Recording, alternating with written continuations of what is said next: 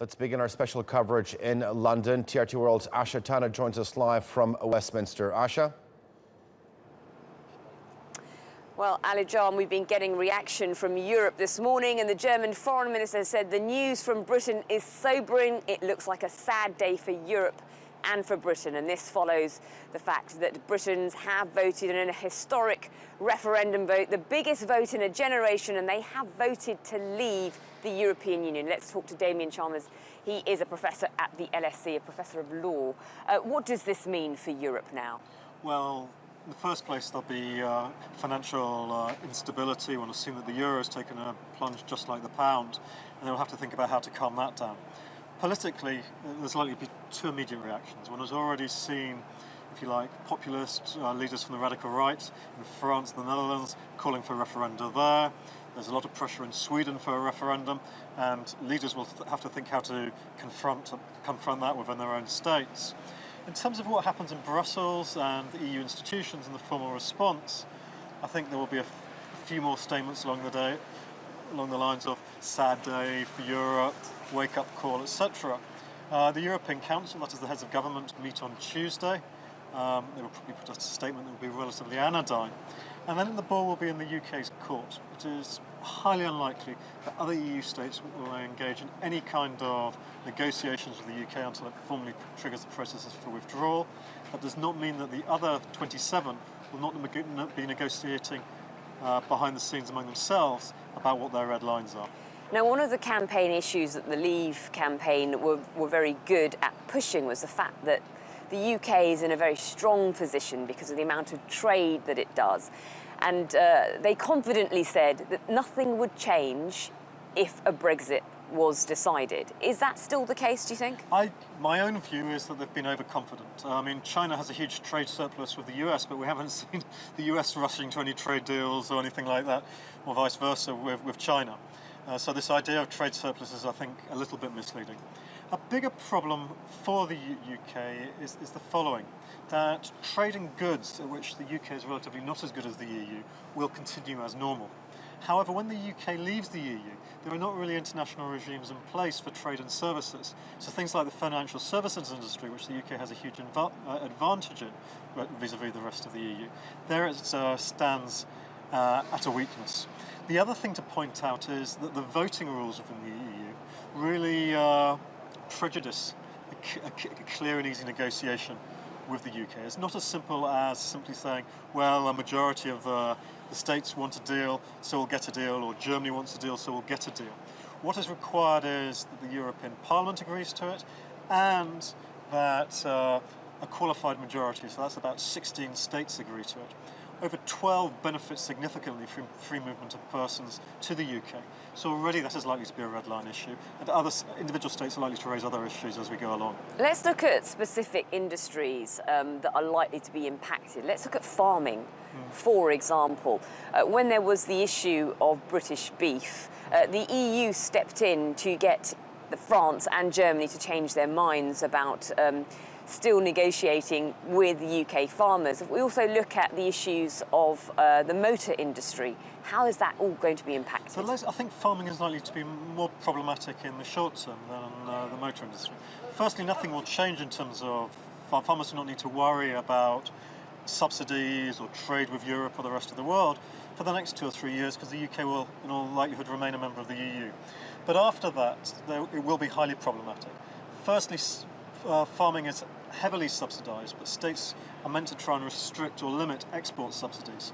And inevitably the UK will have to subsidise farmers, but there will be pressure from the EU that some UK farmers are subsidised more than EU farmers, and vice versa.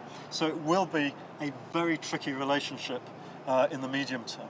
In terms of the motor industry, EU regulation on cars doesn't just dominate the EU market, it dominates world markets. Brazil and India apply EU laws for their markets. Now, in all likelihood, I would guess that the UK car industry will continue to apply those laws whether the UK remains in or outside the EU, and therefore, put crudely, British cars will meet European standards. That said, the risk that there might be a trade war might lead to a gradual decline in investment in the British car industry from people like Nissan. That is something we'll just have to wait and see. And what about emerging markets? Let's look at the issue of Asia. How is that going to impact? Well, one of the big things that the Leave campaign have always said is that the UK could be nimble and agree new trade agreements that the EU hasn't. And if one's honest, if one looks at Asia, of the significant economies, really the only country that has a trade agreement with the EU is Korea. Now, the UK might think that it'll be easy to agree something there. My own view is that I would be pessimistic once again. First of all, these countries won't agree anything with the UK until the deal that the UK has got with the EU, both in terms of investment and to know what their traders will get vis-à-vis their competitors. Secondly, there is a reason the EU's been unable to agree deals with countries like China, Japan and India. You don't agree free trade agreements with large competitors. It is very, very difficult. There's too wide a range of issues. And I would imagine that would prove to be as difficult for the UK to conclude. Now, the single market was the nugget that the Leave campaign said would never be changed. But of course, we know, looking at other European countries, that it comes at a cost. If we look at the model of Norway and Switzerland, just explain to our viewers what could happen to our access to the single market and the conditions that may well be attached to that. Well, the Leave campaign in the last few days got very conflicted about it. Some Leave campaigners said they wanted to be part of the single market or have access to it. Others said they weren't so sure about it. Now, if one looks at the Norwegian model, Norway, to all intents and purposes, is part of the single market. It has to accept free movement of persons, it has to accept significant government by supranational institutions, and it pays a significant amount into the EU budget. So in some ways, although many Norwegians wouldn't like this comparison, it is a form of EU light. Switzerland has a looser relationship, technically, with the EU. It has free movement of persons, but there's a commitment by the Swiss government to try and end that by 2020. We will have to wait and see. It doesn't pay into the budget. But even there's not entirely good news for those who are looking for complete autonomy from the EU. Switzerland has about 100 agreements with the EU. However, between 1990 and 2010, research by Zurich University showed that just under a third of Swiss laws passed by the Swiss Parliament were to some extent implementing EU law. Now, of that third, 9%, so 9% of the total, was implementing those international agreements. A quarter of the time, the Swiss was just implementing EU law, regardless of whether there's agreement with the EU, because they just thought it was the advisable thing to do. The British public is going to be waiting with bated breath to see the deal that is put on the table. What happens if the UK doesn't like the deal? They shouldn't hold their breath too long, right? It would be very bad for their health. I don't think there's likely to be any deal for quite a bit of time. And it's explain to us why that is. Why there won't be a deal is first the UK will have to trigger the process. Then the other member states will have to decide what are their red lines. And only then do you start negotiating. And that, of course, is a unanimous decision, isn't it? The initial decision on what is guidelines is unanimous. And inevitably, other states will put things in that the UK will not like. There will be leaks to the press of what they might be thinking about that the UK will not like. So it might lead to actually quite a fractious political environment. And in fact, I am quite confident that the British press and maybe UKIP will make some hay out of this. After that, the negotiations have to take place. And the UK has a weaker bargaining position than the EU, in my view. And what's going to happen to the markets during this time frame? We've seen sterling drop, we've seen gold rise. I mean, that is the billion-dollar question. Anyone that can predict that will be making billions and billions.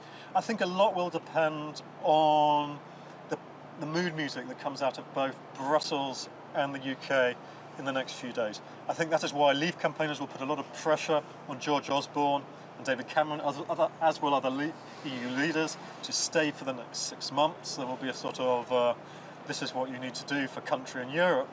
That said, it's a very difficult political position for those two politicians, as they will have to carry out things they've campaigned against and breach promises that they've made. If Cameron and Osborne can stick around for 6 months, I think the markets will be a lot calmer than they might otherwise be. Now, I know we can't speculate at this stage, but do you think there will be calls for David Cameron to resign? Who knows? A lot of, I shouldn't say a lot. Several Conservative MPs were getting pretty close to that during the campaign. It was interesting, there was a letter of over 80 Brexit Tory MPs who said they supported him. That implied a significant minority that did not, of those that were campaigning for Brexit. More problematic than whether there's cause for him to resign is he just won't be able to hold his party together, or even his cabinet together over the next few months. And I think that might be the thing that pushes him rather than anyone putting a gun to his head. Do you think he's likely to have regretted calling this EU referendum?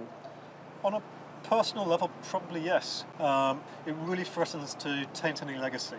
The bigger risk, and the thing he will be probably having sleepless nights about, is that he might be taking the UK out of two unions, the European Union and the Union with Scotland, and the Good Friday Agreement, which was a huge triumph for recent British administrations, is also not looking that good this morning.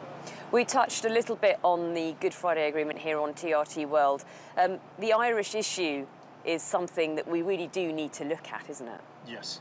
The UK has promised all kinds of things to citizens of the Republic that might be very difficult to hold on to in the negotiations, and that will be challenging. But the bigger position is just, if you like, the confidence and anxiety that there might be in Northern Ireland. It's possible there might have to be some sort of, in fact it's highly likely, a border will have to be reimposed between the north and the south. I think maybe, and this is a bit of speculation, the Catholic community might feel a little less confident with the agreement if we're out of the EU and if there's no commitment to the UK either being a member of the European Convention on Human Rights. So intercommunal relations still aren't strong in Northern Ireland, and that there is a danger. I hope not that spills over into the wider political sphere. OK, Damien Chalmers, thank you very much for joining us on TRT World live here in Westminster.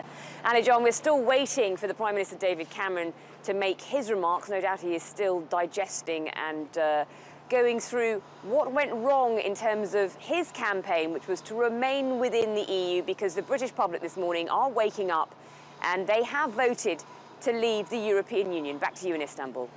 All right, of course, we'll be all ears. Asha, Tana, thank you very much for that. We'll be coming back to you throughout the day as we continue our special coverage here on TRT World.